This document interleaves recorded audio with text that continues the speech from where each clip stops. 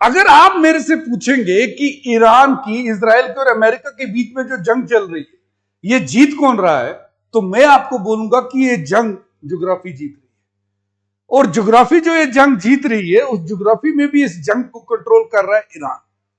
हम सबको पता है कि दुनिया का मैक्सिमम जो तेल है, जो इन्हीं खाड़ी देशों से, Oman, UAE, Iraq, Kuwait, Saudi Arabia, Bahrain से होते हुए आता है, वो सब एक ही रास्ते से गुजरता है, और वो रास्ता है ये स्ट्रेट ऑफ हॉर्मुज, जिसे फिलहाल ऑफेंसिव तरीके से माइंस लगा लगा के कंट्रोल कर रहा है ईरान।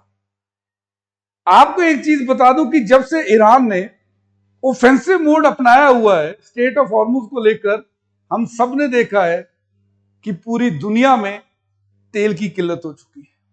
हमारे इंडिया में खुद सरकार तो कह रही है तेल की कोई कमी नहीं है, लेकिन तेल की दिक्कत, एक पैनिक अटेम्प्ट तो हो ही रहा है। इतना ज्यादा डर है, चाहे वो जैसी भी है। इंडिया की ओर एक शिप आ रही थी, थाईलैंड की ये शिप थी, ये शिप माउरी नारे, ये देखिए, इस शिप को स्ट्रेट ऑफ हॉर्मुज से क्रॉस होते हुए ईरान ने उड़ा दिया। तब से पूरी दुनिया में जितनी भी शिप्स हैं उस स्ट्रेट ऑफ हॉर्मुज के किनारे, वो स्टैंड स्टिल पे। इस अटेम्प्ट के बाद भले ही हमने को एक चीज बता दूं कि ये खबरें आई खासकर अमेरिकन मीडिया की तरफ से कि ईरान ने इस स्ट्रेट ऑफ हॉर्मुज पे माइंस बिछाना शुरू कर दिया। अमेरिका ने तो यहां तक कहा कि उसने कुछ शिप्स को डिस्ट्रॉय भी किया हुआ है जो माइंस बिछा रही थी। लेकिन एक बड़ी डेवलपमेंट, आपको यह बता दूं कि जो ये माइंस यहां पे लगी हुई है बहुत खतरनाक होती है। अगर आप देखेंगे तो ये कुछ माइंस जो होती है, कुछ माइंस ड्रिफ्टिंग माइंस होती है, उन्हें समुद्र पे रख दिया जाता है, लहरों के साथ वो इधर उधर जाती रहती हैं और किसी भी जहाज के साथ टकरा के वो फट सकती है। वहीं पर कुछ माइंस ऐसी होती हैं जिन्हें फ्लोटिंग कॉन्टैक्ट माइंस कहा जाता है, जिन्हें एक जगह पे एक वेट के साथ रखा जाता है, एक जगह पे फिक्स होती है, जहाज जाता है उससे टकराता है और वो फट जाता है।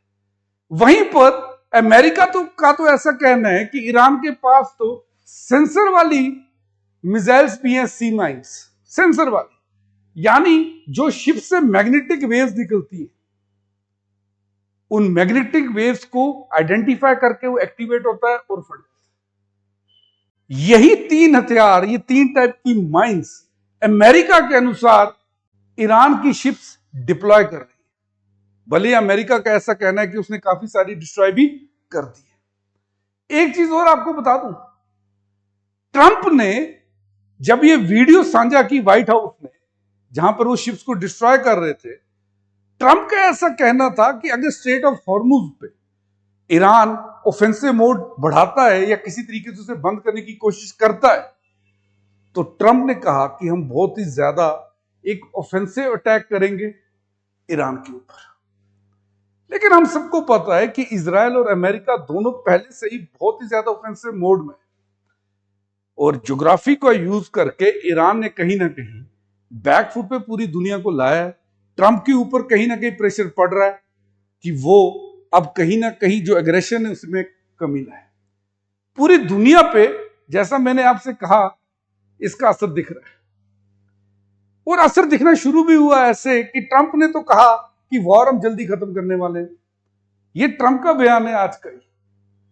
ट्रंप ने कहा कि हम लोग ईरान वॉर जल्दी खत्म करने वाले हैं। वहीं दूसरी ओर इजराइल का यह कहना है कि इसमें कोई टाइम लिमिट नहीं है, हम इसे जल्दी नहीं खत्म करना चाहते जब तक हम अपने ऑब्जेक्टिव्स को हासिल ना करें। तो ट्रंप का प्रेशर साफ साफ दिखाई दे रहा है। भले ही हो सकता है इजराइल ही उसे इस वॉर में कहीं ना कहीं खींचे। एक चीज और आपको बता दूं कि एलपीजी क्राइसिस तो इंडिया में दिखना शुरू हो गया। आज आपने देखा होगा कि इंडियन गवर्नमेंट की तरफ से हरदीप सिंह पुरी, जो कि पेट्रोलियम मिनिस्टर है, पार्लियामेंट में आए, जवाब दिया उन्होंने कि सरकार के पास तेल की भारत में कोई कमी नहीं है, जो भी हो रहा है पैनिक कहीं ना कहीं र्यूमर्स है। उन्होंने साफ कहा कि इंडिया के पास सफिशिएंट है। इवन आपने देखा होगा कि हमने एसेंशियल कमोडिटीज एक्ट को भी पार्लियामेंट ने लागू करके मैक्सिमम क्रूड ऑयल से जो है एलपीजी की ओर कन्वर्ट करने के लिए जितने भी हमारी ऑयल रिफाइनरीज है उनको कहा हुआ है। लेकिन पैनिक तो है।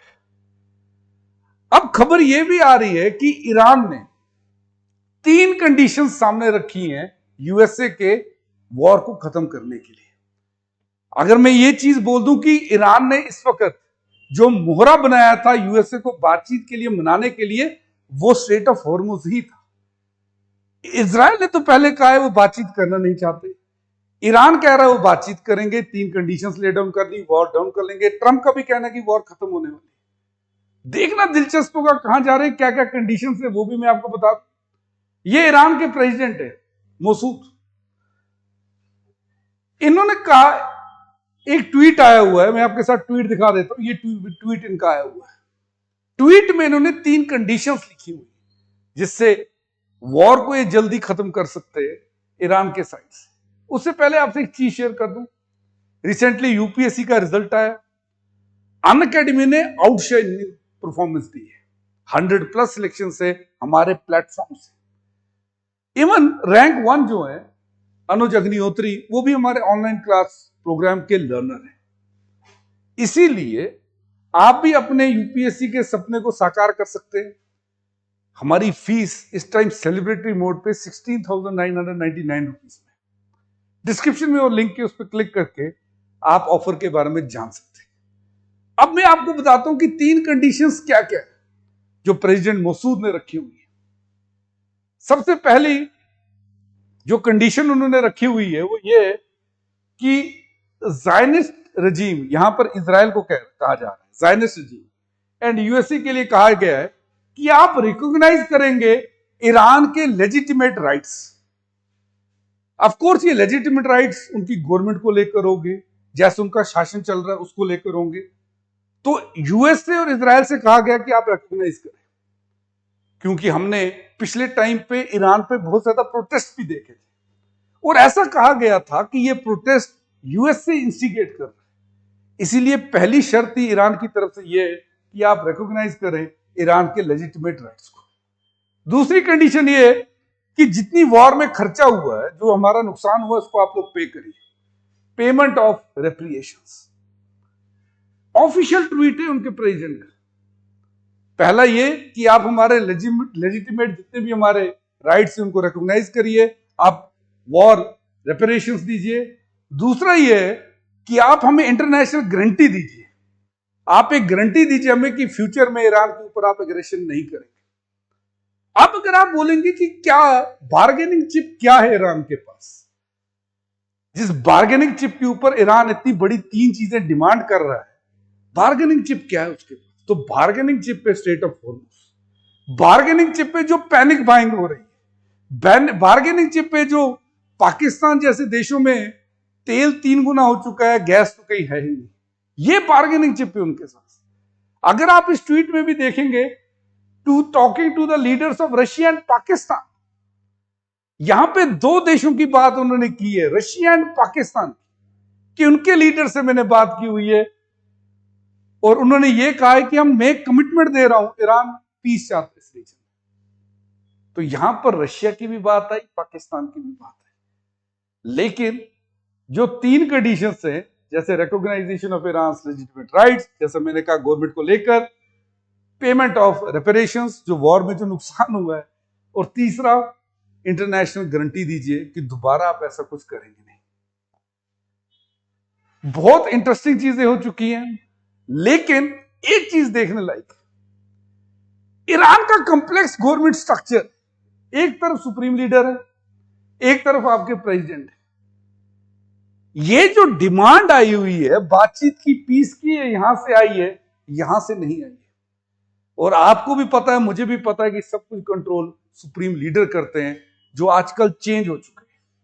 आजकल जो नए सुप्रीम लीडर चुने गए हैं, मुश्तबा खमई है, अपने फादर को इन्होंने सक्सीड किया है और काफी ज्यादा कट्टरपंथी माने जाते हैं, एग्रेशन वाले माने जाते हैं। देखना दिलचस्प होगा, बातचीत यहां से हो रही है, 3 डिमांड्स यहां से रखी गई है, यहां से नहीं रखी गई।